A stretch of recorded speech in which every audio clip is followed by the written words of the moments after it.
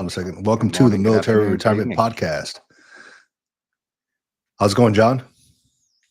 Good, man. How you doing? I feel my Life is connection's dead today again. no, it's all good. No, I'm actually I got everything feels backed up in my face right now. I don't know if you can hear it a little bit, but we were getting our yard done and all that stuff. A lot of woodworking going on, and I swallowed a cloud of sawdust, and it's all in my lungs. So it feels great. Beautiful, Sleeping is awesome right beautiful, now. beautiful. So I'm just hacking that stuff up, right? So that's all it is. But aside from that, life is good, man. Can't really complain. Um, Good, good. Currently educating myself on this big, beautiful bill that's going on and see how that could affect veterans. So potentially, so I'm reading about that. Give me about a day to fully digest this, and I'm going to be just dissecting this whole thing potentially on our next live stream, or even on the Green Logbook or something. I'll put something out there. But a lot of moving Sounds like a parts for plan. veterans. Yeah, there's a lot of stuff going on out there, and I was trying to queue up some of it and have it ready to go, but there's a lot of things to keep an eye out for, different bills getting passed, different things happening with the VA, different things happening in the big ivory tower up there in Washington, D.C. Secretary of the VA putting out a lot of information, going to blows with Congress and all those folks up there over a lot of different things. So a lot of things moving around in the VA, and even on my own personal end, I'm trying to re-engage with my VA claims. Started that process again. So yeah, exciting times, man. Yeah, and that, all this, all these changes makes me think about some things, man. Like I get the military retirement, the VA disability, and I know tons of people say that those things are not going to be touched, and for the foreseen future, I think they won't be touched. But I can't imagine that those things are put on the table like, hey, possibility we can do a shift with this, because that's a lot of money coming out to retirees. Yep. There's a lot of retirees out there, billions of dollars going out to that. I can't imagine that those things were not looked at least. But, as of right now, it seems like retirements and VA disabilities are safe for the most part.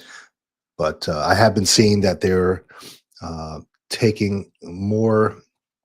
The VA claims process is under a more of a magnifying glass, if you will, on how they're giving out their 100%, how they're giving out their higher ratings, right?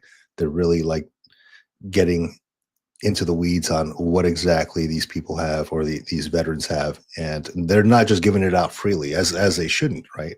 If you are 100%, Right. then and you really are messed up, then you should rate 100%. There was a when I went and talked to my VR, is the VSO. I use the DAV, but the VSO that I use, she mentioned that it's crazy that she sees some of these folks that get out, and a lot of them have like mental health issues, and I'm sure like a lot of them do have the mental health issues. But she says, she just recently worked with this Navy SEAL who was really messed up, and he got like 70% versus like this dude in supply who was, claiming mental health issues, and he got 100%. And I'm like, yeah, something's kind of off there, right? I mean, this dude's like gotten blown up. He's been to combat. This other dude's boxing stuff up. Not to say that you can't, maybe he fell, maybe, I don't know what his mental or physical liability or disabilities are, but it didn't add up to me. It didn't add up to me. Like you got this guy who was out there doing this. You got this guy doing this. One rates 100, one rates 70. There's a difference there. So I think a lot of that stuff is going to be under the microscope as well. And just for the folks out there who don't know, we sponsor the show ourselves. We pay for everything ourselves. We do everything in-house, out of pocket. And if you're interested in supporting us in any way, of course, by watching the videos, listening to the podcast on your podcast platforms, whether it's Spotify or Apple or Stitcher or any of those. But you can also check out our book on Amazon. We have a small book, about 10 chapters. to get you prepped for what you need to start thinking about before you exit the military. It's called the Bottom Line Up Front. If we have a picture of that, we can pull it up. But if you're interested in that, it's very cheap, less than a cup of coffee. If you have Kindle Unlimited, you can get it for free and read it for free. And as always, thank you for supporting the show on here, on your podcast platforms where you listen to us or watch us. And we really appreciate it. If you're interested in getting involved with the community, we have a Facebook group called the Military Retirement Group. We're about 2,800 members strong right now. We personally, and by we, I mean Vic most of the time, is scrutinizing the entries that come in to get entered into the group. And so we do have a really good, solid community there. A lot of real good positivity, great questions, just really good interactions with people. There's no animosity. There's no mudslinging. There's none of that nonsense going on. It's not like Twitter, or now X, as they call it. But yeah, it's a great group. You can get involved there. You can also drop us your email. And if we send out anything via the email channels to let you know about things that we're doing, or let you know about things coming up, giving you some summaries of things that we've looked into or did some research on or talked to guests about, you can sign up for that, and we will not spam you or anything like that. We'll send you pertinent information, and it will come to your inbox directly.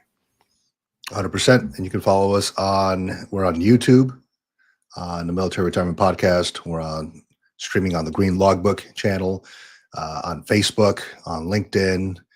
Where else? We're on Kick, a couple other places, right? And yeah, and if you want to get a hold of us, info@militaryretirementpodcast.com, and maybe we could put a little rolling little thing at the bottom there. I did want to bring this up real quick, and right after this, we'll bring on Jeremy Dukes, and he may have some insight on all this, but I did come across this, and this is something this is huge. Okay. This came out, I know this says May 28th, but there was something else put up about it recently in the last couple of days, that the Secretary of Defense Pete Hegseth is looking to fix the military transition program. Okay. And this prompted me to start a letter, to write an email, seeing if I can be involved, or if we can be involved somehow, because we have seen it from firsthand experience, and we talk about it all the time and how it could be better. And I think it would be worth them. I don't know if Pete Hegseth watches the show or what, but it'd be worth him reaching out and just picking our brain a little bit and to see how they can make it better. Again, we have firsthand experience. There's a lot of classes that I think could be revamped, could be, taken out, things like that.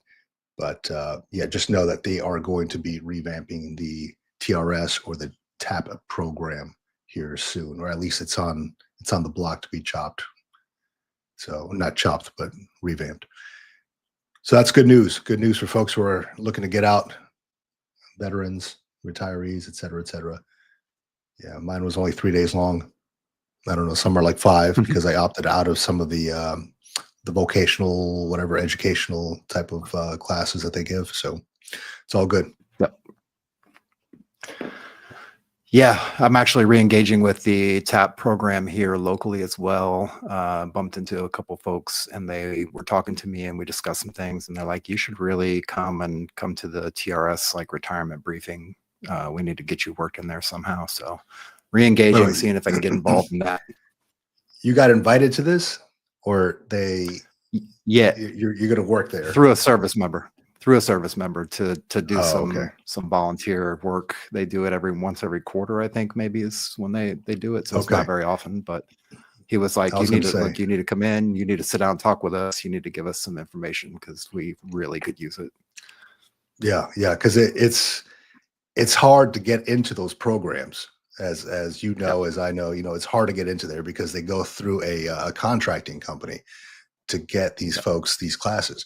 So it's very tough to get your foot in that door. But I mean, if these service members are, if they got your back and they're advocating to have you on there, then that's something different. Maybe they may need to look at bringing you on there as a contractor, as an employee, something like that, or just as a guest speaker. That's awesome. Yeah, I'd love to do that. I think it's because of the fact that they're running the show for some of that, as far as being the retention coordinators and stuff like that. So they interacting with me and talking to me, and they were like, "Look, you really, really need to be in here. Whether we have you in as a guest or not, whether you're just in the room to answer some questions, like we need to have you in the conversation." So Yeah, 100%, I'll 100%, man. let them do the legwork. Yeah, why not? Okay, so let's take this off the screen and let's bring Jeremy Dukes on the screen. What's going on, Mr. Dukes? How are you? Hey, good morning, gents. How are y'all? Hey, life is good, man. Good, Can't man. complain. It's always good. Always good. Yeah. So you are doing your realtor thing. You're over in Texas. Yes. You're selling houses. You're I think before the show you were talking about you taking a breather right now because you want to enjoy some family time. Talk to me about buying houses, selling houses, and what the market is looking like and what you're getting into. Yeah, not necessarily taking a break. It's the business itself for me. You know, beginning of the year really started off really hot. Sellers, buyers, and the market I think right now in Texas is great. It's one of the faster growing markets I think in the country for various reasons. For me personally, as an agent, and over the last 6 months since the last time we talked, it's really been a transition into running it like a business rather than being the worker bee and running with my head on fire, right? So there are going to be some ups and downs when you have 5 or 6 clients at a time, 20 clients at a time. Right now, it's kind of one of those lower periods, but you take the opportunity to spend the time with the family, right? I mean, there's clients out there that I speak to every day. There's stuff in the pipeline, but that doesn't mean the market itself is slowing down. The market in Texas is, like I said, is really good. And one of the reasons I got into real estate, kind of mentioned it a little bit before, was for that flexibility. And I think I said something. There's nothing more valuable than freedom. I mean, you kind of can attest to that yourself, man. I mean, Yeah, I see you. absolutely. I mean, for those that didn't see the last time I was on, this is a reconnection of what was it, 15 years ago? Just about, yeah, just Yeah. about. And so, over the last few months reconnecting, power of social media, right? I see you with your family enjoying life, man. I mean, there's nothing more valuable than freedom. Freedom to kind Yeah, of do what you want and do what you really enjoy. And that's why I'm in real estate. I love it. I love what I'm doing. It doesn't mean I'm going to be busy all the time either. yeah, But when I'm not busy, I'm going to take advantage of the time with the family. yeah. And that's what it's about, man. After you get out, after you leave the military, just reconnecting, putting the priorities in place, putting family first, because so much of the time we're focused on the mission, and it's like you have to put your family in the back burner sometimes to go deploy, to go do whatever, to go do like drill instructor duty, recruiting duty, whatever. It's hard to put your priorities in place. Once you get out, you have time to do that. So I was always, when I got out, I floated the idea of becoming a realtor myself, Yeah. and it scared the hell out of me. For one, because it's a lot of work. I know a prime Marine here who was a realtor, and I sat down with him and I asked him about he's actually the one that sold me the house that I live in now. But Yeah. I opted to go just with a veteran realtor because of that connection, right? Yeah. But I sat down with him. I'm like, hey, tell me what you do all day. He's like, dude, it's not like all sunshine and rainbows, man. You have to you got to set things up. Sometimes you don't make the sale. You got to take people here or there. It's a whole lot of behind the scenes work. Yes. And I thought to myself, I was like, man, I'm too old for this shit, man. I don't want to be doing this, and this is just like me thinking, not that like I'm not maybe too old for it, but I just didn't want to do all that work behind the scenes for a potential person or family to say, I changed my mind. And then at that point, I was That like, hey, happened we're going to this week. fight, man. Oh my God, yeah, that happened this week actually, man. But you're not wrong, and that's why when you do transition out of the military, and Yeah. your story's different, my story's different, John's is different, right? But I guess the devil's advocate here, you don't just wake up, turn the camera on, and start talking, right? On this Well, I mean, platform. There's research, there's work that goes into the topics, right? but it's something I can tell it's something that you love to do, Mm. speaking to military and helping them transition out. And you're not wrong. That's one of the reasons I got into real estate was I got trapped in the um, corporate lifestyle, so to speak, that Yeah, yeah, workspace where yeah. there's teams meetings, there's corporate meetings, there's corporate lingo, there's emails that you have to be. Well, I got sent to Oklahoma for 2 years without my kids, Mm. and so when you talk about deployment, that's exactly what it felt like. It was now obviously there's FaceTime, there's texting, but I was missing the day-to-day stuff. And Yeah, yeah. when I approached them and I said, hey, what's the plan to bring me back? There was no plan. Hmm. I took that as a sign to say, you know what, I'm transitioning away from this. I'm gonna go do something. And like you said, it was scary. You have Yep. to kind of be prepared for 6 months of nothing because you don't have anything. You don't have any streamlined business. You don't have any. Same thing with when you're starting a podcast or starting this platform. You guys have been on this for years and years and years, and it's like most podcasters, I think, after about 20 episodes, are like, yeah, I'm good here, and they just fade away from it. You have to keep at it and be Yeah. consistent every single day, evenings, weekends. I mean, when the business is booming, I'm taking a lot of those calls in the evenings in the middle of me cooking dinner and having conversations with my kids and Yeah. weekend open houses. I brought Bella, my youngest, to open houses before, just to, keep them I've seen involved that. I've and seen that. yeah, Yeah. yeah, and just, to keep them involved, but I want to spend time with them. So, you know, I'm able to do that. Teach them the Corporate family lifestyle, business. yeah, but corporate lifestyle, I can't just bring my daughter to work with me. Yeah. So, and you can't bring your daughter to, Miramar with you every day. So, Yeah, I mean, yeah, I completely get what you mean, man, and it's a good way to get them out, to show them like the ropes and what you do all day, right? hmm It's not just sitting out there at a desk all day, just whatever, twiddling his thumbs. He's actually doing some work, talking to people, networking, things like that. Yeah. yeah. So anyone that wants Where to do you get draw the into it, lines on that, on the boundaries for that? Like whenever you're trying to separate the family life, the work life, like it's because I know realtor stuff is really hard. I've done some real estate investing stuff hmm many years ago with some friends, and just being on the sidelines of that, watching that, and being involved in it, like it's a lot of work. where do I draw a line? I think so. In my back in my corporate life, I was a district manager. My number was out there for really anyone to call, but I drew the line of No, 6, 7 o'clock. Like if I'm getting a call from a customer, an employee after 7 o'clock, it better be an emergency, right?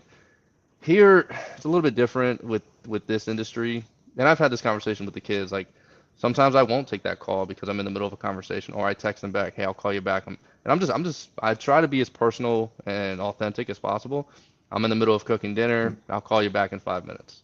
Um, a lot of times people appreciate that, but there's also a human psychology piece to it. Is I don't want to always be, or I can't always be available to them. Um, right, and again, I spoke about this on my platform, but sometimes that's how agents can burn out is they don't draw a boundary. They're just constantly working, constantly taking phone calls, constantly doing, and sometimes you have to give your clients that space of let me respond to you in about an hour or two. Um, Not because I want to purposely ignore you, but I'm focused on something else. And that could be the kids, that could be another client, that could be cooking dinner. So, Dude, that's a slippery slope too, man. Because like if I'm can a be. customer, if I'm a client and I don't hear back from you, I'm like, okay, this dude's ghosted me. Or something. I mean, it's good that you're telling these folks like, hey, I'm cooking dinner. Can I call you back in like an hour? I would appreciate that. But there's been Yeah, times where I've yeah. contacted folks for different jobs and I don't hear back at all. And I understand like maybe in the middle of something, but it could be like a whole day.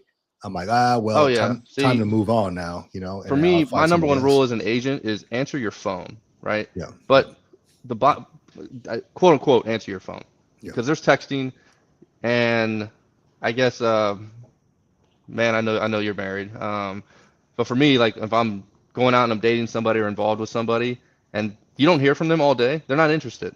Um, and I think a lot of agents fall into that trap of communicate a little bit, you know. Mhm. Now, from the Right. client standpoint, you got to understand that 8 o'clock at night, you might not get a response.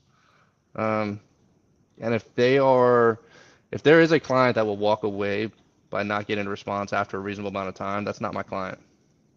Those are those right. are the, those are the ones that you call, those 80 percenters. They're going to take up 80% of your time, and unfortunately, there's clients that are out there. And if you find an agent that you gel with that personality, for me, there is a certain line that needs to be respected. But on the Yeah. flip side too, I'm not going to call a client after 8 o'clock unless they're totally okay with it. If that's the only time they can speak, Hmm. because they have lives too, every day, kids, work, and Yeah. when I have those conversations with the kids, it's like sometimes this is when clients are able to talk. So, and I tell them, I say, hey, I apologize. Let me take this call real quick. Yeah. They're old enough Do to you, kind of understand. do you find that your veteran status gets you more clients? I try not to leverage that so much Uh-huh. because I don't want to ever come across as use me because I'm a veteran. Right. And a lot of people tell me like, you need to use that more often. I would just rather come across as super authentic as just I'm a real estate agent, and I do, when I introduce myself to them, I give them a little bit of background on me, but I would rather them partner with me for Right. Jeremy, Right. not solely because I'm a veteran. Oh, I only Mhm. want to work with veterans. So um, that's another fine line of how I market myself and speaking of the business. It is a lot of hard work to kind of find that balance of am I taking advantage of the fact that I'm a veteran? Um, Mhm. then from veteran standpoint, it's like no, you've earned that status as a veteran, Yeah. so utilize that. So there's a lot of Well, that's the perceptions way that I I think don't. about it. I think Yeah, about it like that. Like, hey, you earned that status. Put that on your business card. Former Marine. Prior right. Marine, whatever it is. Because that's how I found my realtor. I went to the air show. He was actually at the Miramar Air Show. I was Hmm. walking around to the kiosks, those little vendors and stuff with Hmm. my kids, and he's like, "Hey, we spin this wheel, and you Hmm. could possibly win a what is it? It was like a wooden flag, like the with the Marine Corps emblem." And I was like, "Oh, okay, those are awesome," and I Yeah, won that yeah, thing. I won it. It landed on that thing. I was like, "Holy crap!" He's like, "Well, you're the first one all day." I'm like, "Well, this is awesome." And it yeah. wasn't because of that I chose him. It was because he was his card or his like little cutout was him half in his camouflage gear and half Hmm. in like a suit, right? Yeah. And I'm like, okay, all right, prime Marine, and I was like, okay, well, I really want to work with a veteran, man. I really do. And I've talked to many folks, and I'm like, I don't know, just something about the values, something about the work ethic. They really want to something about the connection that I really resonated with. Ironically, I haven't had any veteran clients this year. Um, it's something that I do want to get into. Veterans that are they where they're stationed at, and clients like that. Where do I need to buy a house or do I rent a house? Um, but yeah, ironically, I haven't had any veteran clients this year, and probably because I haven't advertised it like you were just describing. Yeah.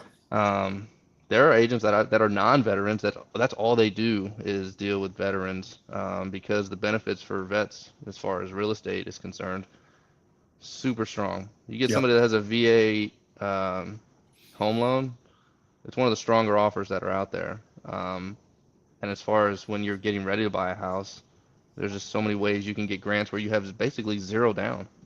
I Yeah. mean, now that affects your monthly payment a little bit, but if you're worried about the liquid, oh no, I need to save, save, save, save, save. Hmm. No, sometimes you really don't. So I have a question for you.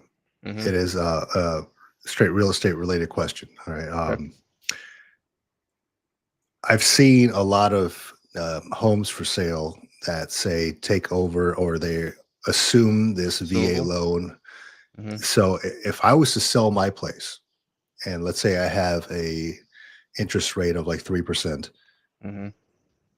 when I sell the house that has a 3% and with my assumable 3% interest rate, does that mean I give up my VA um, housing entitlement to this person?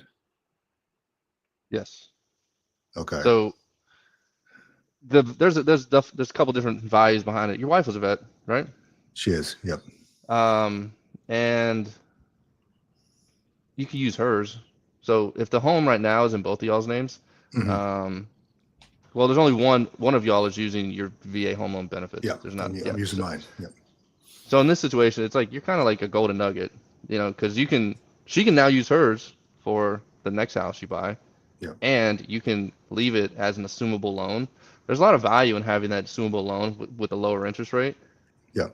Because for me, if I ever did that with my house, I got a low interest rate as well. I would probably add 50 grand to the value, Hmm. to the sale of the house, because Yeah.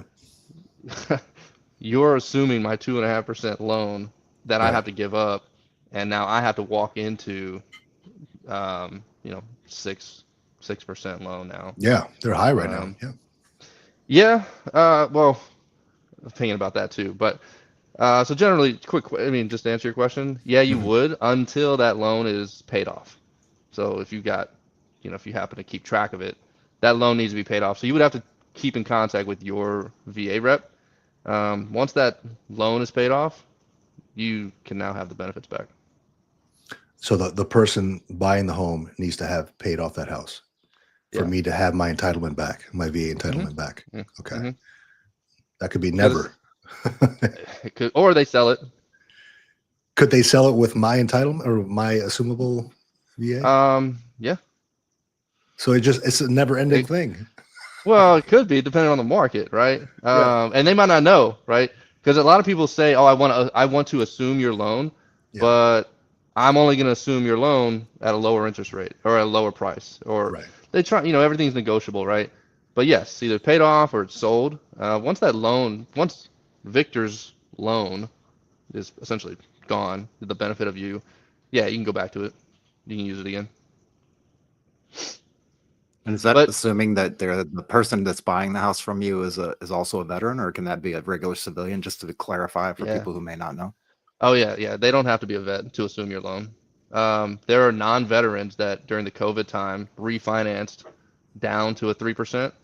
Those Mhm. non-veterans can also have the negotiating tool of, an assumable loan, an assumable Mm. interest rate. Man. It's a little longer of a process, when you go to closing, and when you go to a lender, but just one more step. That's it. They just have to Yep. verify a couple things, but essentially, anyone can have an assumable loan. As far as veterans are concerned, um, yeah, it does not have to be a vet to a vet. It can be civilian to vet.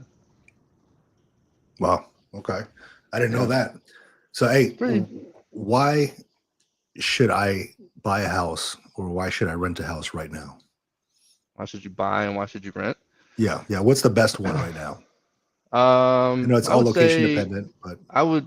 I'm going to answer your question. I'm going to answer your question, but I'm going to ask you a question first. okay. When do you think would have been the best time to buy Facebook or Amazon? When it was first starting, but I didn't know about it. So, Right. When's yesterday, right? the best? Yeah, today. You're right. Today is Yeah. the best time to buy a house, right? My answer to that question is, when's the best time to buy a house? 1900, Yeah. because housing and the stock market are, if you look at it, yeah, you got your ups and downs. 10-year windows, 5-year windows, it's always up. It's Mhm. always up. And why should you buy a house? I think you should buy a house because it's a tangible investment. When you have your 401k, I know you're in, GS, but when you have your 401k, I can't really touch it. You can, but you get penalized, Right. Right. hard. If I have a home that I buy into 5 to 7 years from now, Hmm. what am I doing? I'm paying down the equity. Yeah. It's earning value as well. So you're going like this. You're Yeah. paying down your debt, and without doing anything other than paying with your debt, which you're obligated to pay anyway, it's already Hmm. increasing value. So that's a tangible investment, 5 to 7 year investment, where conservatively you're going to get a 20% return. And what investment tool is out there where in 5 years you're going to get a 20% return on that? Yeah. Um, Not many. no, no, not many. Now, folks might be worried about the interest rate. And again, my response to that is, what's the interest rate on your credit card? What's the interest rate on your auto loan? I can promise you it's less than, you know, or it's more than what interest rates are for Right. houses right now. It's a bigger investment, of course, $300,000, 6% on $300,000. Yeah, that's fine. But you had no problem with a 25% interest on that $10,000 credit card. Yeah. So Yeah. the interest objection that I always say is this: the interest rates. This is where I think we're going to land and kind of be in this little world for a little bit. 6, 7s, I've seen high 5s, unless the caveat is you're getting into a new build, which is where I think a lot of if you want to be a buyer and you want to be a smart buyer, go find yourself a new build. Now, again, with that being said, it's all about location. Yeah, that's right. You're not going to find a brand new build in downtown Dallas. Everything's built. You know what I mean? So it's just only common sense. So if you're cool with living 30 minutes outside of the city, then yeah, there's a lot of things getting built. New builds are offering sometimes 2.99 out the jump. They're paying for your closing cost. And you can utilize some concessions to lower the listing price. Yeah. So I have seen these videos online about inspectors going around to new builds, and they're just like finding everything wrong with these new builds. So would you recommend, I mean, I would do it after watching these videos, right? Would you recommend an inspection on a new build? 100%. And so I've done 3 new build transactions this year. Every single time, 2 of them were first-time home buyers. One of them was they were selling their starter home, moving into a new build. But all 3 of them asked, "Can we get our own inspector?" Yes, you can. And as the agent, that's where that value comes into play. Where, the associate that's helping you with a new build. I'm not saying they would or would not do this, but there's a chance where they could convince you otherwise. Where no, we'll just use our in-house inspector. They'll take care of everything. It's only a couple $100. So a $300 inspector, every single time, 3 out of 3, the inspector found things, and it's not the fault of the builders. They've got a crew. I mean, imagine having a crew of 10,000 folks. There's going to be some mistakes. Yeah. But the best part is 3 different builders. All 3 were completely fine with having an outside inspector come through. One of them actually added a French drain because of how much puddling was happening in the backyard. That's good. That builder absorbed that cost to put a French drain in, and those aren't cheap. So yeah, it's looking at it like a protection. Get an inspection, and it's okay. They're not the big bad scary builders that can intimidate new buyers, first time home buyers. Get an inspection, 100% outside. And they have these new things where they can actually scan. It's not infrared. Basically, they can scan the inside of the walls without going for moisture, like a 3D LiDAR kind of thing. Yeah, let me see if I can find it. Yeah, dude, when I got my inspection done on this house, like I got it done, and it was like, I mean, I live in San Diego. It was bone dry outside, and lucky enough that weekend it rained, so it rained hard, and it was rare for these parts. But then I called the inspector again. I paid an extra $200, and I'm like, hey, look, I need you to inspect my roof. They put a new roof on the house. Please inspect it. Go up to the attic, whatever, just for peace of mind. I was okay with paying that because I didn't want to pay $10,000 out the jump for a brand new roof when I'm moving into this house. So yeah, I mean, builders have there's a peace of mind of a new build, but builders, there's also a warranty period. But again, you want to go into, peace of mind. They're going to honor that warranty, the 1, 2, 10 warranty, but it's the hassle of why am I replacing a roof when you could have just done the job correctly the first time. But again, that's the value of the inspectors, man. Yeah. What's it called?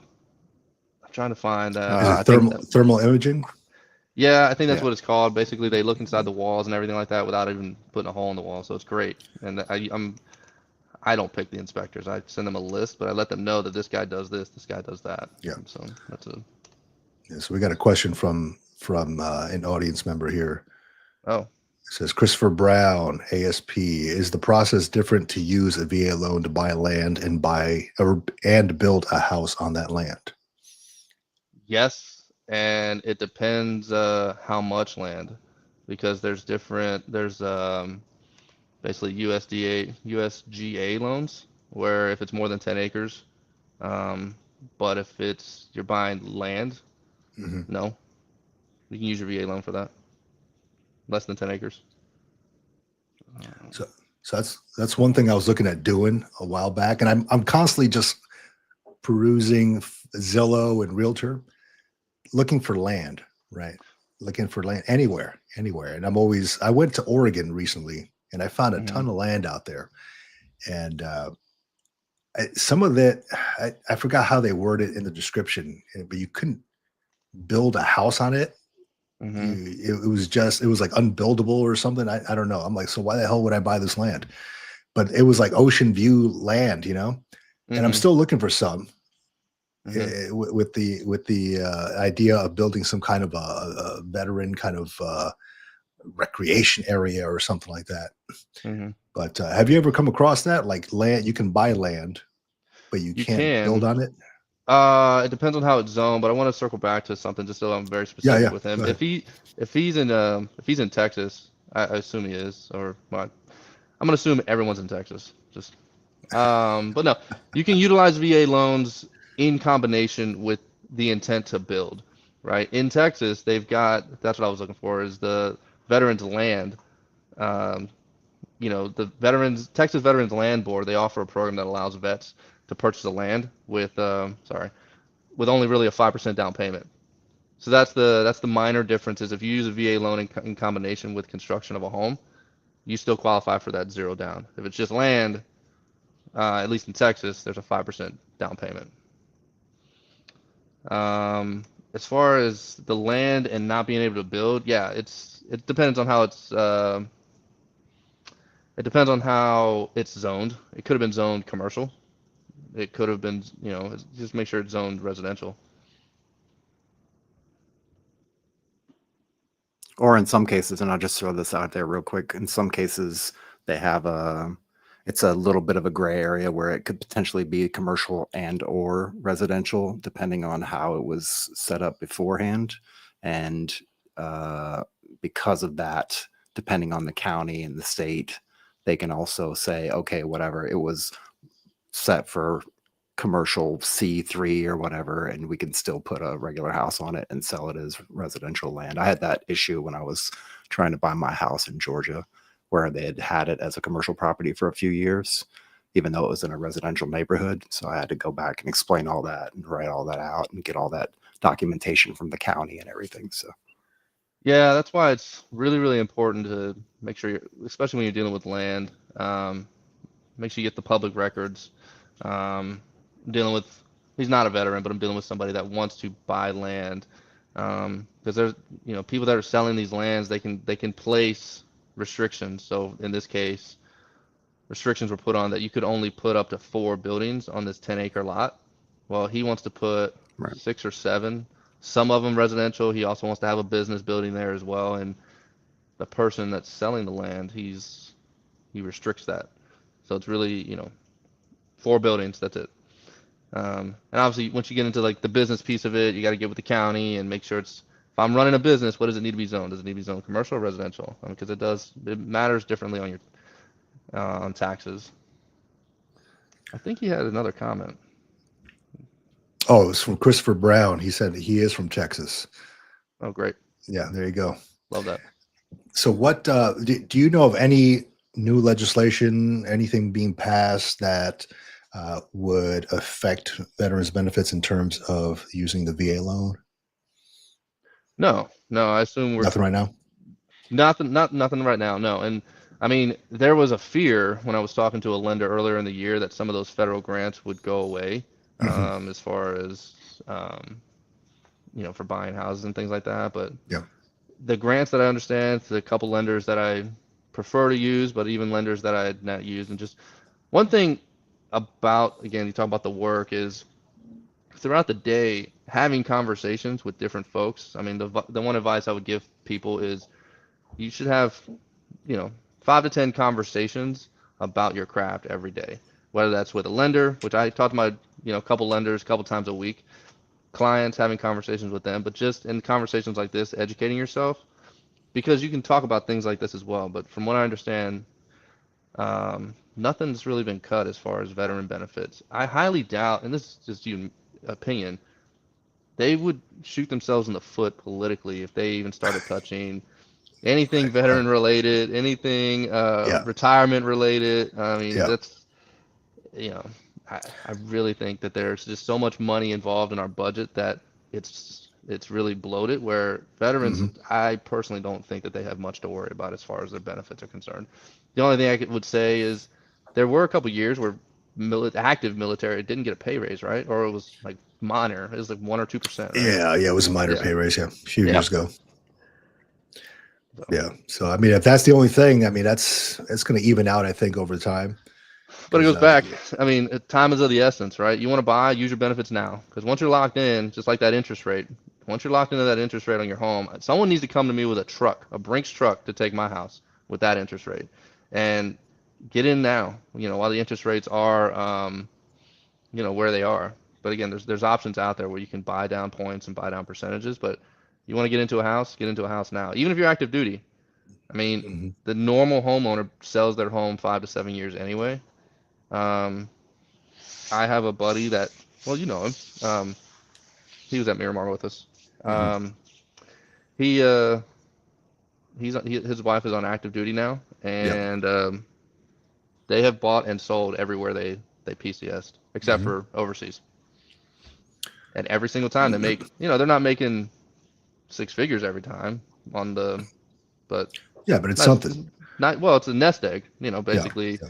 I don't know the specifics, but general numbers, I would say instead of 100 or 70 grand, you're probably getting half if you sell every 3 or 4 years. Yeah. Yeah. So yeah, that's something that that my family and I did when we were stationed in North Carolina. We bought a place out there. Mm-hmm.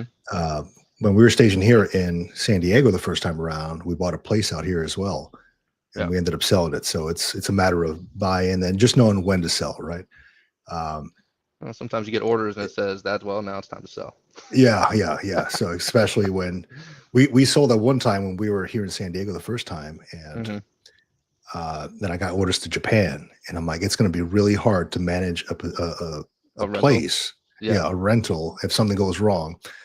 For instance, there was a Marine I served with. He was renting out his house. We were stationed in Hawaii, and Mm-hmm. then he had to fly back to I think it was either Georgia, probably Georgia, because the roof on his house, his rental caved in. Oh, gosh. And so like the tenant sent him pictures and he's like, dude, I got to take leave. I got to go out there and see what's going on.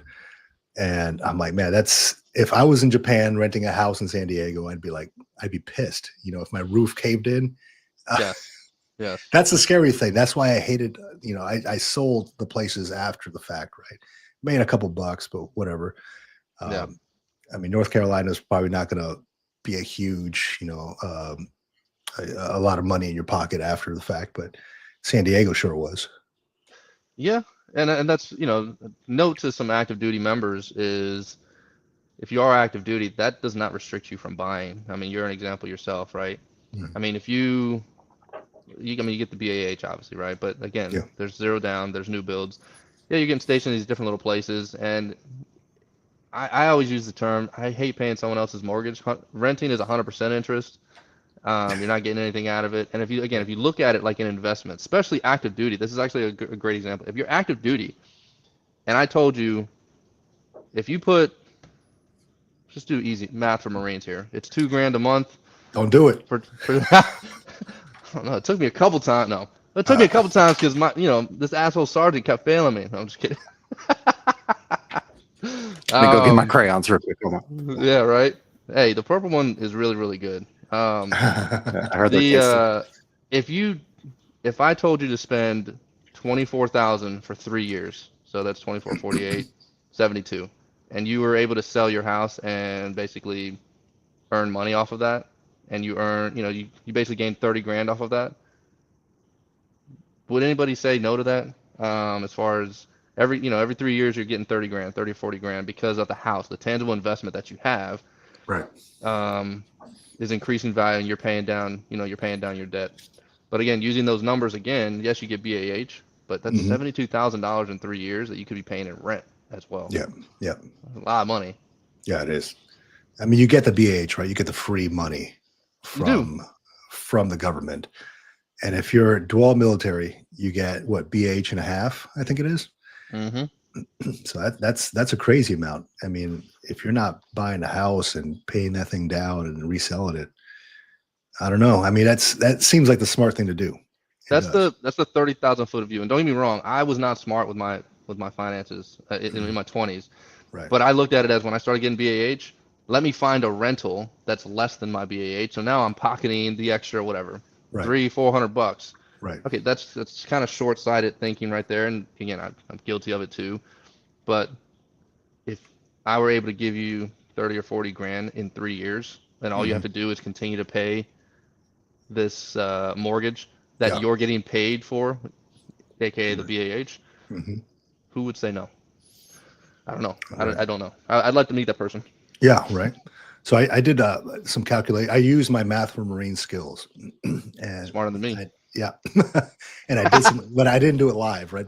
But I did some calculations, and Yeah. like this house I bought, right, here in San Diego, and I looked at our finances, and I said, of course, it's a VA loan, 30 years, right? But I'm not going to take 30 years to pay this thing off, right? Yeah. So I looked at our finances, like, how can we pay it off in 8 years? So we, of course, you're gonna have to put extra money at the end of the year or extra money per month to pay it down. And there's calculators online, and it shows you like you're saving like, I don't know, 500,000 in whatever interest or, whatever it is. But that's a real thing. I saw it. I talked to my wife. I'm like, you know what? We could, this is a real thing. By the time our youngest is out of high school, this thing could be paid off. He could go to school here locally. We can do anything we want because we don't have to pay for this thing anymore, except for property taxes, electric bill or whatever. Yeah. And I mean, it's a good deal, I think. If you just look at your finances, you pay some extra money towards it if your intent is to keep the house. Now, we got in right when the market was kind of going up, creeping up.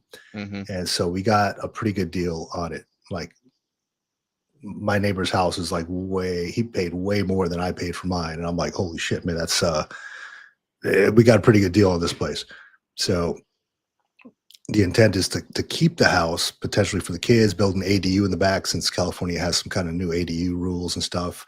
I got to look at those, but there's potential for an ADU in the backyard too. Nice. But the idea is to hold on to it, potentially rent it out, for the long term, because it's got good bones, right? It's remodeled and all that stuff.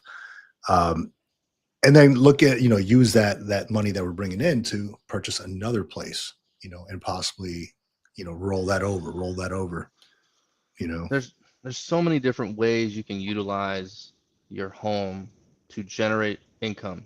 And you mentioned it. You could use it as a rental. Like the West Coast Mafia, they get PCS from San Diego to Miramar to the Depot to Pendleton, right?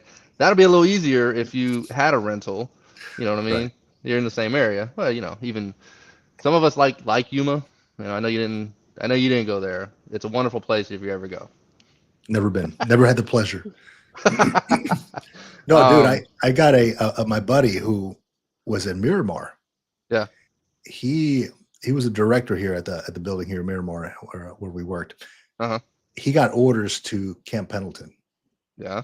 So he bought a house here, like a couple blocks down from me. And I'm like, Right. dude, you're driving like an hour. No, he's not going to sell his house, right? He's not going to buy another one up there by Temecula or Murrieta. Right. Yeah.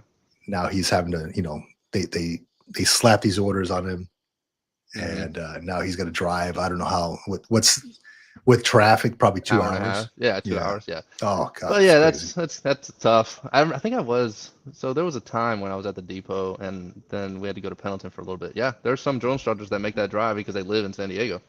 It's crazy. Or they just stay at the Depot, overnight. But there's just so many ways you can utilize your home, even if it is a rental, refinancing, selling in a couple years, and for your, if you've got the ability, ADU, rent it out, paying down your mortgage. You could re-amortize your entire loan by throwing $100 a month, $200 a month. Yeah. I mean, you really could knock off a lot of interest if you just, a couple $100 every month, or the tax return that you get, or some other way that you want to spend your money or not spend your money. Do it. Pay down that debt, because again, that's if you're gonna sell, if you're gonna sell and you're not planting your flag into this 10 to 15 year home, think about it as you're increasing its value as well. Because the lower your debt is, when you go to sell, there's less, obviously there's less to pay off. So I wish they would talk about that. You mentioned that, John, you mentioned that in TAPS, like you're involved in TAPS. I really wish they would mention, I remember going to TAPS and they talked about resume writing. They talked about, how to interview for a job, but they don't really, and kind of like high school, they don't really talk about finances or investment opportunities anymore. I mean, have you noticed that in your TAPS classes that they don't do it or they do it? I could be wrong. Yeah, I'm not directly involved with it yet. I'm trying to weasel my way into it, and I've been trying for years. I know Vic's been trying on his end for a couple of years as well.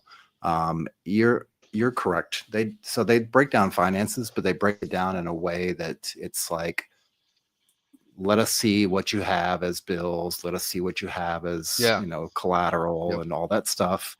And then we're going to try to figure out what exactly you need to make outside after you get out of the military to be able to sustain whatever lifestyle you want to sustain. That's kind of how they package it, right? Which is okay. And it's kind of basic. And it's one of the things that we kind of, that's the word I was thinking. Yeah. Yeah. Yeah. So we push up against it on our show. And when we talk about it is like, I mean, first and foremost is like the goal, if you really want to be successful beyond the military without doing anything else, like the 2% rule for everybody across the board in the military, if you want to be successful exiting the military and going to civilian life, is get out debt free. So that means pay off all your bills. Debt free. If you want to carry a mortgage.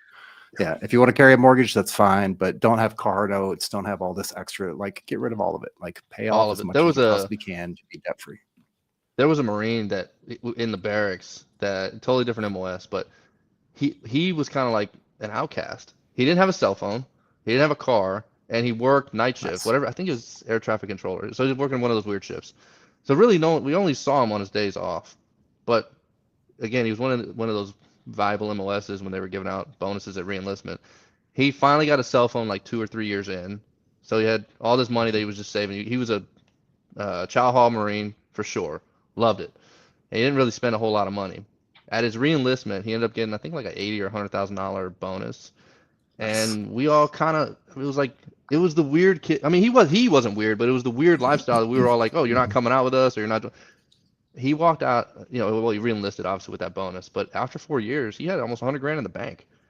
Now, again, had he learned about investing, I love the fact that he was smart enough to just save, but investing in your first 4 years or during your time in your contract or in your career, I mean, the kid was super smart with his money, and then he got that bonus, and so it's like it was one less headache, super comfortable, because how many Marines are just financially trouble where they can't pay for gas, Sergeant, can I borrow $20 for food, or how many times you gave money to Marines like, here, let me help you out until payday, right? I really wish, not just with the kids in school, but like in the military too, teaching them financial responsibility. I thought that kid, he was super responsible and ended up getting a nice little bonus, and he was stress-free. Yeah, that's what it's about, man. Is teaching them at the beginning of the enlistment, right? Because you got all these folks who have never left the house, or especially like the enlisted folks, never left the room, right? Exactly. This day and age, never left the room, and they're seeing the world for the first time. Right. They're being exposed to a lot of this stuff for the first time. They're getting a paycheck for the first time. And if you're a leader and you don't sit down with these folks and give them like a financial class, you're doing them a disservice. Like, hey, look, you're going to see these car lots outside of, the base that have, I mean, I don't know how prevalent they are now, but I know back in the day when I was in, there was like, hey, we finance everyone private and up. I'm like, you can't get less than a fucking private. Yeah, private and up. It's like, oh, that's me. Let me walk over there. That's the entire freaking rank structure, directly right? to me. Jesus. Yeah, exactly. Oh, and of course they make them nice and shiny. They know. Those salesmen think they know the benefits. Hey, no, I know you get paid on the 1st and 15th, right? So we're going to set it up for your payment, auto payments. It'll come out on the 16th or the 15th. Oh, and you're like, yeah. And I've seen those. I was like, I thought to myself at one time driving by, that's everybody. We finance E1 and up. So if you're a leader, man, and you're not talking to your folks about this stuff, you're doing them a real big disservice, man. We're at least setting them up for a financial management class. A lot of the bases, now every base that I've been to has had a financial manager on site, either a command financial manager or that's somebody who's enlisted officer who's gone through the classes, or maybe a civilian, or maybe there's somebody on the payroll who is a legit financial manager, right? Talk to these folks, know what your options are. Don't be like this guy when he first came in and going to the ATM every time, every Friday night, because we're going to go play pool, or we're going to go to the bar, or we're going to go hang out in downtown or whatever, and party it up. It took me a long time. It took me a lot of kicks in the ass to realize, holy shit, man, I'm not doing right by myself. I'm smiling ear to ear because I remember being deployed and they had ATMs. And I was like, oh, yeah, this is going to be great. Oh, yeah. And deployment money, obviously we know there's a little different pay scale there, but it's like, oh, yeah, tax-free, and you get paid. And, like, it's when I had a chance, I'm walking by an ATM. It's like walking by a cake store. It's like, oh, shoot, do I want to bite of that cake? It's like, just keep walking. Don't let it tempt you. Don't let the car lots tempt you, man. I promise you. Yeah. I tell my daughter this. I'm like, she talked about joining the military, and my youngest daughter, actually my 6-year-old, she's like, I want to be a Marine. I was like, God, no, please don't. No. It's my little girl. Of course I would support whatever she wants, but it's like, oh my gosh, no. Yeah. Because when somebody else is yelling at her, it's I'll throw punch them. But yeah, it's so it's 4 years of your life. 18 to 20. If you want to do one term, 18 to 22, right out of high school, it's only 4 years of your life. So speaking about it, saving and investing, it's only a couple years. You take a couple years of smart investing, smart financing. It could honestly, the next 10 years could be easy for you. And I think a lot of people and it's hard to say it because we did it and we know every 18-year-old is going to do it anyway. But if you get the message out to them, and if you reach one person, like that one Marine I was telling you about, then you've done yourself, you got some success, right? Because I was 18, I didn't listen. I remember a certain master sergeant that said it's mandatory to go to this financial class, and I was like, no, I did this years ago. He said, he didn't care, and so we went. We had to go, and information was there, But if you speak to the Marines about, or speak to anybody, any military member about your finances, it solves a lot of your problems. When as far as house buying, car buying, uniforms. Go tell a Marine to go buy a brand new Blues outfit. Could they do it? Yeah, probably not. They probably have to go to like Navy Marine Corps Relief Society and get a loan or something. Exactly. Yeah. That's the thing. It's hard to talk to some of these folks, and the amount of financial worksheets and financial counselings that I've given in my time while in uniform. Namely, one of my latest ones. Hey, thanks for the page 11, by the way. No, I'm just kidding. Little legal joke. As long as you signed it, that I didn't sign any of those. No, I'm just kidding. Marine did not sign. Yeah, exactly. Oh no, he signed it. No, but one that I had recently was this was just 2 years ago, right before I retired. Actually, it was this one Marine, young guy who got married to a young lady who had 3 kids already. So that was like the kind of the red flag started going up. So I'm like, okay, he was dating her at first, right? And then he bought a brand new car. I'm like, don't you have a BMW already that you cannot afford? He's like, well, it's broken down. He owed like $13,000 on it, and it's parked at the barracks. I'm like, okay, well, that's no good. So he showed up with I parked in my parking spot, right? Yeah. The director parking spot. Oh yeah, John. He had Victor has had his own parking spot. Now it's coming up to the surface years later. Now I'm learning the truth. And so I went and parked in my spot, right? And then right next to my spot was parked a brand new Toyota Highlander, like 2024 or whatever, when they first came out. And I'm like, whose car is that? So I went and talked to the major next door to my office. I'm like, hey, is that your car? He's like, oh, no, I don't buy new cars, No. Yeah. So it happened to be this one, E4's car. And I'm like, I thought you were in debt, dude. And so I had him sit down and do a financial worksheet. And this is where everything came through, right? Because I had just gotten this guy on deck with, he just got orders there. And lo and behold, the man was $90,000 in debt, right? About to get married with this woman who has 3 kids, Hmm. and and has a car that he cannot afford. Currently paying for her car, trying to get married to get BAH so they can move into an apartment, and nothing was really working for this guy. And I had to put it on black and white and paper, like, hey, look, you got to stop buying cars, dude. I got it that you love cars and stuff. Yeah. You got to stop this. Not telling you who to marry, but understand that you're going to inherit a family and you're going to have to pay for this stuff. You went from being yourself at the barracks to a family of 4 now. So Yeah. it's just a matter of caring, really. It's just a matter of being there, being present with the guy. And of course, he didn't want to listen. He went ahead and did whatever he wanted to do anyway. I was on my way out retiring and all that. So I was kind of passing the torch to the next guy, letting them know in the turnover, hey, this is what you're going to inherit. Mm. Understand, it might not work out well. Just keep an eye on this guy. Put him on forced preservation. He's got a lot of debt. He's got a lot of stuff going on, so.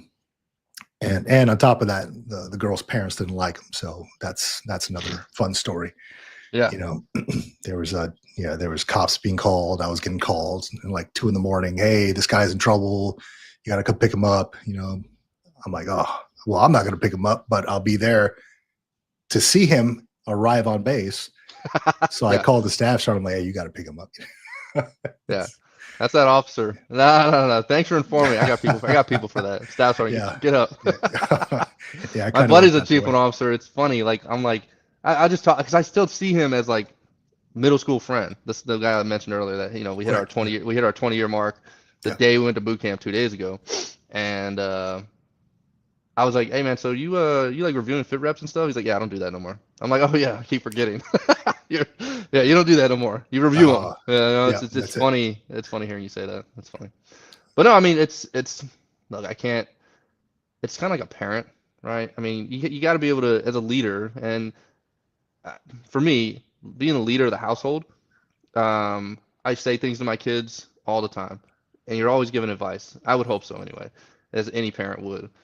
You have to look at yourself as these kids are looking up to you as not you don't necessarily need to think of it like a father figure, but as a leader. And a lot of times the leaders nowadays, that they forget sometimes that the guys need guidance, and they kind of assume he knows the right thing. He joined the Marine Corps. He knows exactly what he's doing. Sitting down and having those conversations, right? It's like I don't want to assume that you know the right thing, but I'm going to say my piece. You take the advice, but I got to know that I said it to you, and I got to know that the words came out of my mouth, because otherwise, if I find out you did something wrong or stupid, it's like, oh crap, why didn't I tell him that? Yeah, it's failure on me. Yeah, exactly. Yeah, and beyond all that, like if you're out there, you're trying to be a leader and you're trying to put an impression on the folks that you're leading. If it doesn't feel a little bit uncomfortable to you when you're saying it and how you're leading people, then you're probably not leading people, right? I mean, you've got to be in their business, and that's just the bottom line of it. You have to be in their business, whether they want you in their business or not. That's just part and parcel. It's got to be a little uncomfortable sometimes. Like, don't get me wrong. Like my kids, like I can tell when there's different attitudes or when they say things. And when they come at me and they say some things, like today's language is unreal. I can't believe they say these words. But there's a difference between that and when, I'm just gonna use my son for example. When he snaps off at me, now it's like, well, hold on, no. I know that tone. I know the difference, right? And it does get a little uncomfortable sometimes, but it's like, I'm not here to be your friend. I'm here to be your leader. I'm here to be your parent. We can go out play basketball. We can have good conversations. We can have fun. But at the bottom line, I'm trying to make a contributing citizen to society. You're trying to make a contributing military member. And sometimes I laugh at some of the leaders. Man, the Marines that come in these days, they're different. What are you doing about it? They're yours. Now you got to own them. Yeah, you got to adapt and overcome, right? You got to own them, man. I mean, adapt and overcome, right? So yeah, there's a reason why they joined, and you just have to get to the crux of that reason why they joined. Of course. Some there's always a why. There is always a why. I think I saw something the other day. You guys had brought up an article with Pete Hedseth. He was talking about how recruiting numbers are high, like around 9/11 numbers that Mhm. those years. What do you guys think that is? Why do we think it is? Yeah. I think there is maybe, from what I've seen online, a lot of folks are having trouble finding a job. Mm, that's On interesting. LinkedIn specifically. Um, so that might be something to do with it, right? That's For one, the military life, all of you as well as I know, it and the same thing I tell my kids, like the military life will pay for a lot. It'll give you a place to sleep, it'll give you food, it'll teach you a job, it'll pay for your tuition if you want to go to college. It's basically everything's taken care of. Your health care, everything's taken care of. You just have to dedicate your time to a mission.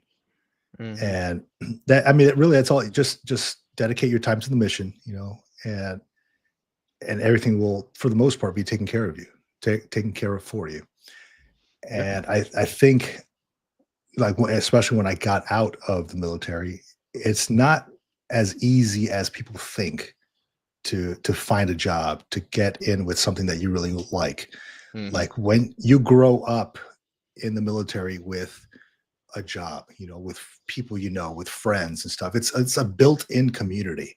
When you get out, you have to reestablish that stuff, and I guess to answer your question, it's hard to find a job when you get out or when you're a civilian, because you have to have experience. And like, how do you get experience when you don't have experience with this?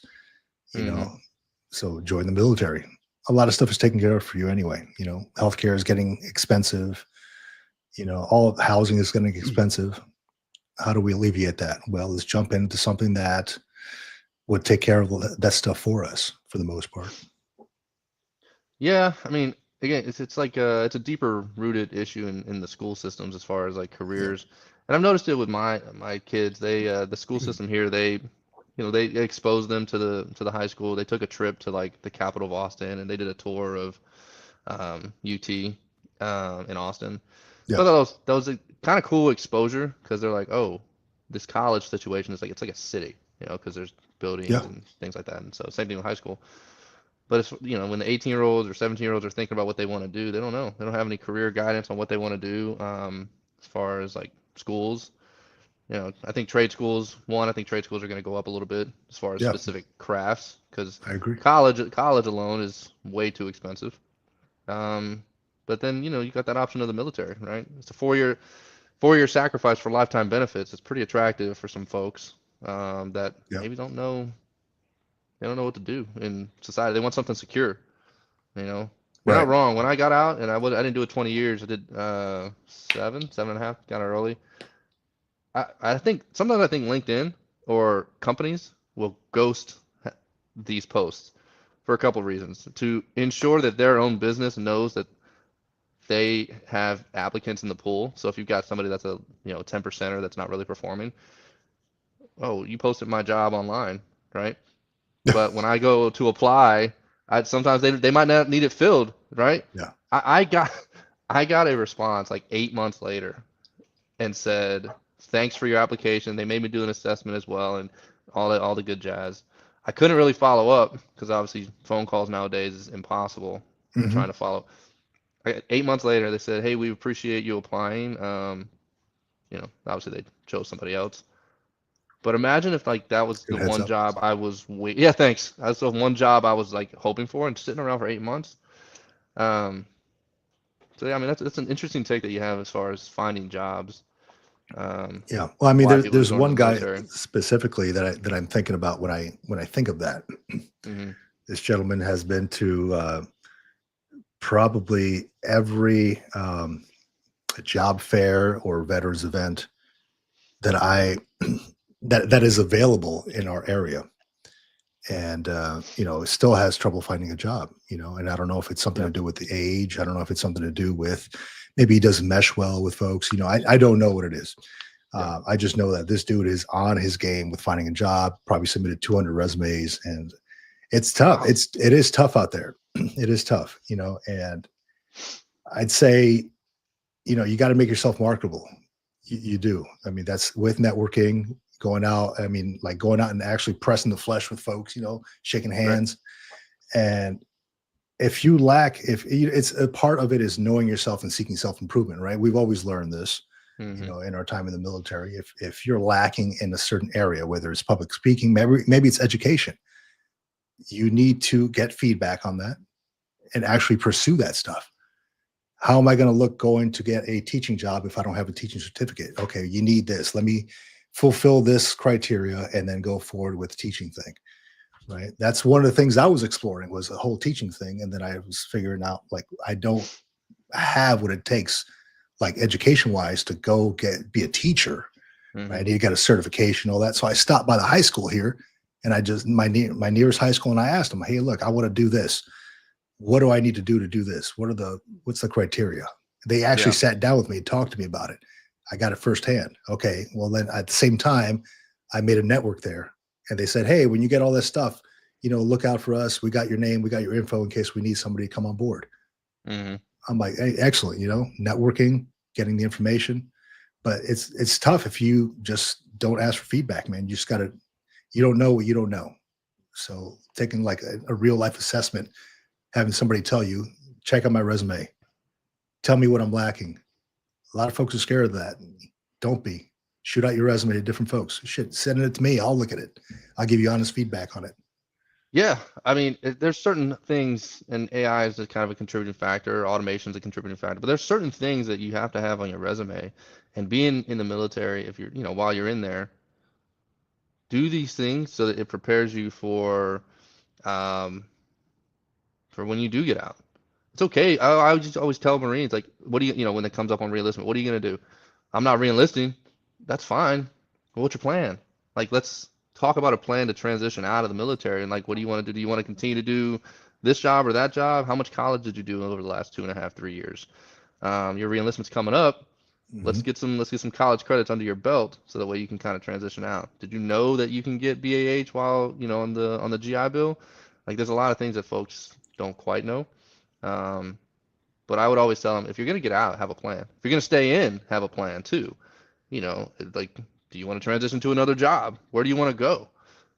What do you want to do? There was a track. Certain goals that certain people want to do. Of course, I want to join and I want to be deployed. I want to do this and do this and do this. But I also want an admin job. It's like, let's think about these things, right? There's certain sacrifices that certain jobs have, and if you really, really want to deploy, admin might not be the first line to get you deployment. They do deploy, obviously, but it's like, you need to have a plan, transitioning out and taking advantage of those benefits of those college credits. I mean, how many 20-year vets don't have degrees, don't have college degrees? It's free. You know what I mean? If it's free, like, take advantage of it. And if you don't want to take advantage of it, again, there's options. Transfer it to your kids. You don't want to pay for college, your kids don't want to join the military, did you know you can transfer to your kids? I know but for anybody out there, you can transfer your educational benefits to your kids. Yeah, absolutely. So it's definitely interesting, like the change in the military as far as like focus points and priorities and things like that. And I guess I kind of like when I see the new leadership in military, even being away, I still have people that are in, and I like the new focus, so to speak. There was a time when a buddy, he was scared to NJP Marines because there are outs that people can go to, like getting accused of something. Yeah. Right. I think that's kind of going away. That's fading away. We're kind of getting back to, there's a standard and you need to meet it. Bottom line, this is not pick and choose what standard you want to do or pick and choose what you want to do. I mean, there's story time. It's Marine. She goes UA for 20 plus days, just out of nowhere, just because she felt like it, and was actually shocked that she was standing up for NJP. Like, how can you be shocked? You just basically left your unit for 21 days. Yeah, that's terrible. Terrible. I mean, but it's the mindset. Like, hold on, I just want to take some time off. Okay, well, I got no leave, but I just need a Yeah, I break. just want to go. I'm in the negatives. Yeah. Yeah. Need a break. So real quick, I wanted to bring this up here. I got a question from recently got a question from a friend of mine, retired sergeant major, Mhm. and he was asking about survivor benefits plan. All right, this is for Mhm. anybody out there listening about SBP. I'll put this up on the screen really quick. And his here, let me pull up the question here. It said, Vic, good morning. Do you know the form required to cancel my SBP at 5th year due to being 100%? Okay. And I had to do a little bit of digging for this stuff. And I Mhm. came across this page, and I'll add it in the comments here. This page, SPP, forms for retirees to use. Okay. Yeah. And there's a ton of stuff on here. Like, so we know the SPP, the Survivor Benefits Plan, it takes a big chunk of the money out of your pay. All right. It gives you a percentage So it takes it out of your retirement pay? out of your retirement pay, right? And Okay. it Yep. gives your survivor, if something should happen to me, it would give my wife a certain amount, Got it. something like 1,800 a month, right? So when you compare that to term life insurance, term life insurance could potentially give them a lump sum versus Okay. the SPP, which would give them $1,800 every month for the time that they're alive. And doing the cost analysis, term life insurance seemed a lot better for me. And this is the same thing that this sergeant major had noticed as well. So Mhm. he's like, hey, I'm past the 2 to 3 year mark. Because as John and I have talked about, it's like if you have a chance to opt out of the SPP Mhm. between your second and third year. So he's past the second to third year. So where is the, let me see here. It's somewhere around here. I feel like I just did this class like a Did you? couple months. Well, no, well, not a class. I was Oh, talking to a here we buddy go. of mine, 20-year buddy, and he was mentioning this, but didn't Yeah. really get into the details of it. So right here, request SPP monthly premium cost deduction from VA. No, that's not it. Not from VA disability pay. There's one on here, change your survivor. It's Gosh. from your retirement pay, right? Yeah. So it Okay. gives you the option to opt out of it. Let me see if I can find Why out would where it's. you, so why would you opt out? So it's taking 5-6% of your retirement pay, putting it into this escrow account or bank or account just as a for your spouse? For your spouse, right? You're paying. It's kind of like a life insurance thing, Okay, but you okay. would opt out of it if you have term and you have this. It's kind of like paying double. You got Right. term life insurance, which will give you like $1 million or whatever you opt into, Yep. Yep. and you got SPP, which is like it's not worth it in the long run because it's expensive. Yep. Well, Let me especially see. if you're sitting at 22, 24 years of retirement, Yeah, 6% of that is yeah. I can see that being pretty expensive. let me see here. Gosh, the VA And those term disability lives, pay. they can go up to whatever you want it to go up to, right? Yeah, they can. They can. So I recently got one for it was like $1 million. Mm-hmm. Yeah. Let me pull it up on the I'll go directly to the one he used. I also dropped a link in the chat for anybody who's interested. We did a deep dive on some of this information about SBP, life insurance, health insurance with Josh Cantrell. If you want to check out Yep. that video, I just dropped it in the comments. I love that. Okay. So here we go. Withdraw from SPP coverage due to VA disability. So he had mentioned 100% VA disability, right? Mm-hmm. There's an information packet on here. So I'll drop this link in the comments here. BAMSIS information packet. You just fill it out, kind of like a DD form.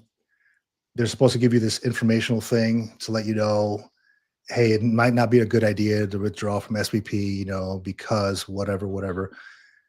I mean, this is, to each their own. You got to just really read the stuff. But when I did my cost analysis, having $1 million life insurance policy versus paying just more than what I paid for the term life insurance, and then just getting about $1,800 every month for my survivor, my wife, it wasn't worth it. So I'm putting out almost $500 a month.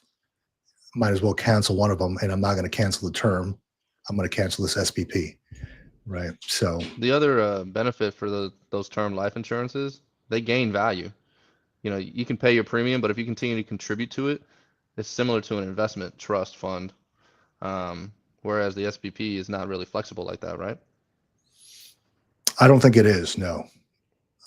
So I'm not the expert on the SPP. I just know that I just don't want to be paying double on this stuff. Well, no, I And mean the benefit of term life insurance is it can become the value can increase, right? If you what do you pay mean about? if you pay your premium, your yearly premium, can't you contribute more and more, and it's treated as like kind of like a stock fund? I don't know if that's term. That might be whole life. Oh, I'm not okay. sure. Yeah, that Okay. might be whole life.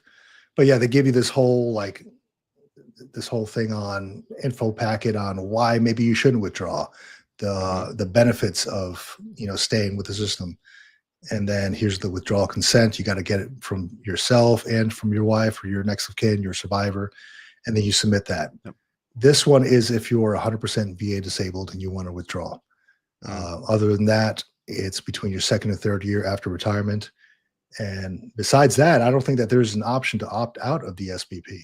So just a little, Nope. I'm still doing some research on this stuff, but there's a little bit if you want to withdraw from your SPP and you just didn't know the way forward and you're 100% VA disabled. So after a certain time, you're stuck, right? I think so. Yeah. I Do think they so. talk about that like as you get closer to retirement, or is it up to you to kind of find that information? Like, I know there's leaders at every level, but it's like once you start hitting 18, 19, 20, what benefits am I going to have afterwards? Do they give you guys PMEs on that stuff, or it's like nope? They we're do, good? but they over at the TRS class, they didn't really cover SPP. I mean, they did. They gave us an No. overview, but I don't recall anybody ever asking, "Can we opt out of this?" Well, I John, just at the next I Taps thought, and Temps class, he'll yeah, take there you care of go, that. John. He'll take care of that for you. Yeah. So we've got Yeah, real yeah. estate It's investments crazy. and SPP, John. So Yeah, and I mean, they tell you, right? Like you can opt in or opt out, and you have to do it right now. Is basically what they tell you. They don't tell you all the implications and like what are the stipulations and what are the bullet points. It's basically it like sounds sign now or sounds like don't sign now. sounds like recruiting. Oh, Delaporte, you know dude. about that. Yeah, Sign now, or you'll reverse never get recruiting. the chance to Yeah, join the military. I'm gonna exactly. blacklist you if you don't sign right now. I went in there to go get my final papers and all that. Signed the DD 214, Yeah. and I had to sign something for the SPP. And Mhm. they're like, "Yeah, do you want the SPP?" And I'm like, "I don't know." And I'm like, Mhm. I had to look up because they didn't know the calculations there on the spot. Yeah, you got a I'm Lance like, Corporal telling you sign yeah, here now, sir. exactly. So I'm like, "Hey, I was like, hey, so Corporal, should I do it?" And he's like, "I don't know, sir. I mean, do you want to?" I was like, "Shit, I don't know." Like we're just looking at each other. I'm like, "Is this worth it?" He's like, "I don't know. I've never retired before." I'm like, He's like, I'm not retiring. What are you talking? I'm yeah, an E4. you're right. And I'm like, so it's kind of like an on the spot thing, right? Oh yeah. So I figured, okay, well, I probably can't opt into this later. I don't know what it's about. Let me just opt into it now and then cancel it later. And then lo and behold, I couldn't cancel it later. I had to wait until my second and third year. And I'm not 2 years retired yet. So I'm like, I have to wait a little bit. And then once you pass that 3-year mark, it's like, what do? You're stuck with it. You have to pay $200 and something for the rest of your life. And it comes straight out of your retirement pay, It's kind of crazy. So this is an out if you want. Imagine how many retirees are like at the 5-10 year mark right now. And yeah. And not at 100%. And they're like, damn it. Yeah. Right. Yeah. How do I get out of this? You're stuck. There's gotta be ways you can get out of it, but who knows? I don't know. I don't know. I mean, Call Victor. He'll find out for you. If there are, I mean, I'm sure John has done a ton of research on this stuff too. I mean, if there's a way, we will find out. But this is it's become a nuisance. It says too funny, but eventually not. Eventually not. That's a great way to Yeah, put it. that's hey, they still get you in the end, man. 20 years later, they're still gonna get you. Yeah. Keep paying us. Oh man. That's it, man. Well, good stuff, Jeremy, man. We really appreciate you coming on, dude. It's been a wealth of information, a lot of good stuff. We talked a lot about VA loans and the benefits, talked about leadership, all good things. All good things. Yeah. So it was great having you on. We're sharing your LinkedIn stuff on the screen right now. If anybody wants to get a hold of you, they can, just click on that LinkedIn. If they're in Texas looking to buy a house, you're the man for that. You can find us on info@militaryretirementpodcast.com. If anybody out there is looking to become a guest or come on the show as a guest, or if you just want to share some good info. I mean, we get emails all the time from folks. that just want to share great info with us. Hey, maybe you didn't know this, maybe you didn't know that, or potential guests, things like that. You can also find us on Facebook, the Military Retirement Group. On Facebook, I think we're like, 2,006 or 700 strong right now. So there's people joining all the time. You can find us there. Get on Amazon. Just go on Amazon right after the show. Anybody out there? Right. Just type in bottom line up front book. I found it. So when you mentioned that, I emailed that to my buddy who I've mentioned a couple times, but he's at the 20-year mark, and I sent it to him.